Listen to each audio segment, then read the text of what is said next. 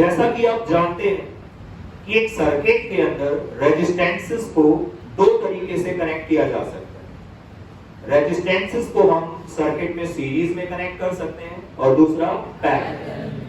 हमारे पास ये 4 रेजिस्टेंस हैं, यानी कि 4 बल्ब हैं, और हम इन 4 रेजिस्टेंसेस को सीरीज में भी कनेक्ट करेंगे और पैरेलल में, और सीखेंगे कि क्या होता है सीरीज कॉम्बिनेशन और क्या होता है पैरेलल कॉम्बिनेशन।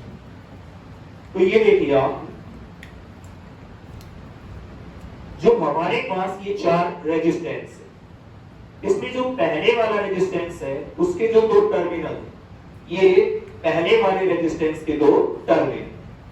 देन उसके बाद ये जो दूसरा रेजिस्टेंस है हमारे पास, ये इसके 2 टर्मिनल्स है, और ये जो तीसरा रेजिस्टेंस हमारे पास है ये उसके 2 टर्मिनल्स है, और ये फोर्थ वाला जो रेजिस्टेंस है ये उसके 2 टर्मिनल्स है। तो यहां पे हम क्या करेंगे, इनको सीरीज में कनेक्ट करेंगे।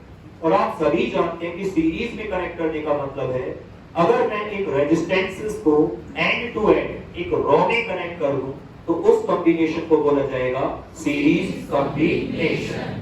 तो मैं ऐसा करता हूं, जो पहला रेजिस्टेंस है उसके जो ये 2 टर्मिनल है, इस वाले को फ्री रहने देते हैं, इसका ये टर्मिनल अगले रेजिस्टेंस के इस टर्मिनल के साथ, इस एंड के साथ क्या कर देता हूं, कनेक्ट। ठीक है। और जो ये रेजिस्टेंस है सेकंड, उसका ये वाला टर्मिनल मैं नेक्स्ट वाले रेजिस्टेंस के इस टर्मिनल के साथ क्या कर देता हूं, कनेक्ट। ठीक है। और जो ये फोर्थ है, थर्ड है रेजिस्टेंस, थर्ड रेजिस्टेंस का ये टर्मिनल फोर्थ वाले रेजिस्टेंस के इस टर्मिनल के साथ क्या कर देता हूं, कनेक्ट। और मैंने यहाँ पे स्विचेस भी लगाए हुए हैं ताकि हम इनको इंडिविजुअली ऑन ऑफ करके देख सकें। ठीक है। अब ये पहला जो रेजिस्टेंस है उसका ये टर्मिनल फ्री है, और जो लास्ट रेजिस्टेंस है उसका ये टर्मिनल फ्री है। तो हमने इन चारों रेजिस्टेंसेस को एंड टू एंड एक रॉ में कनेक्ट किया है, तो ये हमने यहाँ पे सीरीज कॉम्बिनेशन किया। क्या किया है, सीरीज कॉम्बिनेशन।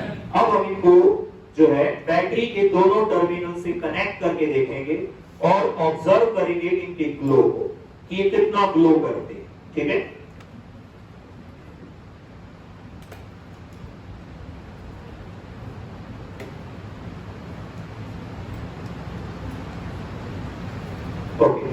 तो ये हमारे पास बैटरी के 2 टर्मिनल हैं, जहां पे हम इस रेजिस्टेंस का जो फ्री एंड है वो बैटरी के एक टर्मिनल से कनेक्ट कर देते हैं, और बैटरी का जो दूसरा टर्मिनल है वो इस वाले रेजिस्टेंस के इस फ्री एंड से कनेक्ट कर देते हैं। ऑन कर दीजिए। अब देखो, जैसे ही हमने स्विच ऑन किया तो यहां पे ये ग्लो सारे ही कर रहे हैं, ये चारों रेजिस्टेंस ग्लो कर रहे हैं, पर बहुत कम ग्लो कर रहे हैं। और ये बहुत कम ग्लो इसलिए कर रहे हैं क्योंकि ये चारों किस में कनेक्ट हैं, सीरीज में। और सीरीज कॉम्बिनेशन में रेजिस्टेंस क्या मिलता है, ज्यादा, जिसकी वजह से करंट क्या हो गया है, कम। तो यहाँ रेजिस्टेंस ज्यादा है, उसकी वजह से करंट कम हो गया है, तो इनका जो ग्लो है वो भी क्या है, कम। तो क्या आपको सीरीज कॉम्बिनेशन समझ में आ गया? ओके। यहाँ पे सीरीज कॉम्बिनेशन में जो मैंने इन सब के अलग अलग स्विच लगाने की कोशिश की है, तो देखते हैं कि क्या अलग अलग स्विच लगाए जा सकते हैं।